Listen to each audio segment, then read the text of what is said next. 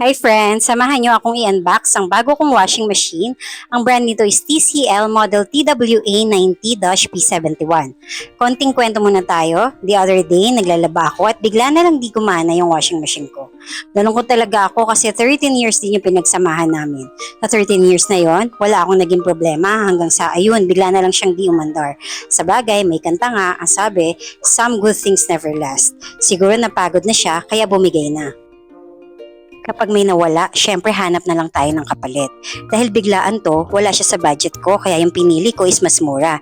Nasa 12K plus to kasama na yung shipping fee. Mura na siya, at least di na ako na-hassle pumunta sa mall, pero syempre pinili ko is same features and performance ng sa dati. Or sana much better pa. Kaya today, super excited na ako dito sa bago. Sana kasing tibay at tumagal din siya. Tinulungan na nga ako ng mga junakis ko dito para maipwesto na namin siya ng maayos.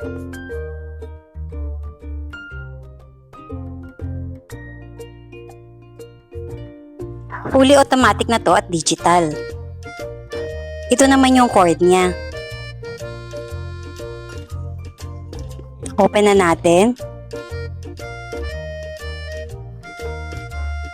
Meron siyang kasama na manual.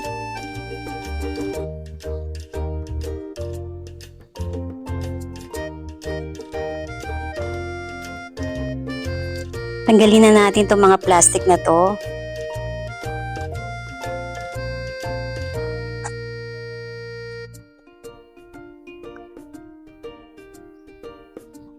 Ito naman yung lalagyanan ng detergent at ng softener.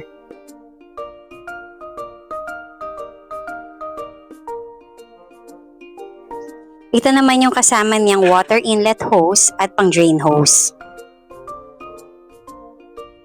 Ganito naman kalaki ang kanyang wash tub. Soft close na rin yung cover nito. Ikabit na natin yung ating drain hose.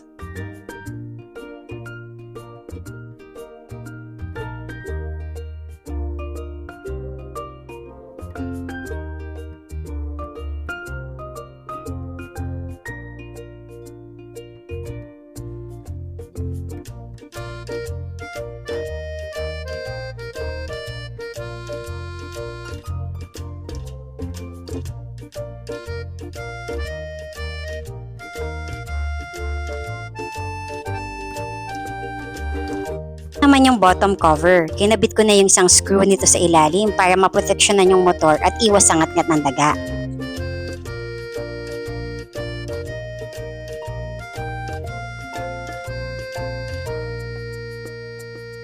Ito naman yung itsura ng filter.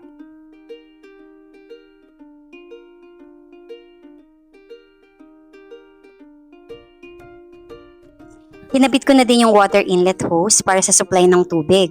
Since maikli yung kasama nito, yung existing ko na lang yung ginamit ko. Meron tong 10 years inverter motor warranty, water full wash, direct inverter para tipid sa kuryente. Ito yung kanyang power on button, start and pause button. May 8 programs din to na pagpipilian. Number 1 mix, 51 minutes, 2 standard, 49, 3 delicate, 37 minutes, 4 quick, 24 minutes, 5 blanket, 59 minutes, 6 baby, 63 minutes, 7 allergy wash, 45 minutes, at number 8 drum clean, 80 minutes. I-test run ko muna to. Quick yung pipiliin ko, number 4, 24 minutes. May tatlong choices naman yung spin speed, AA para sa high, BB sa medium, at CC sa low speed. Ang i-choose ko is yung AA para sa high. 1 to 8 naman ang water level nito at nakalagay na rin yung recommended na amount ng detergent na ilalagay mo. Dito naman sa process, naka-indicate kung nasa soak, wash, rinse, or spin na yung nilalabhan mo. Mukhang everything is good na, kaya syempre ano pa ang hinahantay natin? Magsalang na tayo ng ating unang laba. So matest na natin kung gumagana ba itong ating TLC na automatic washing machine. Good nga pala po ito for 9 kilograms.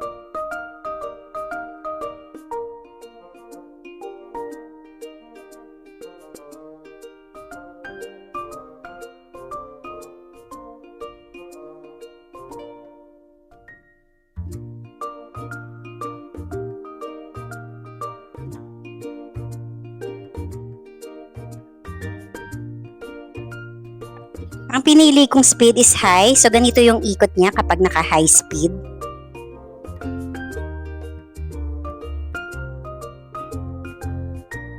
At ito naman yung kanyang spin dry.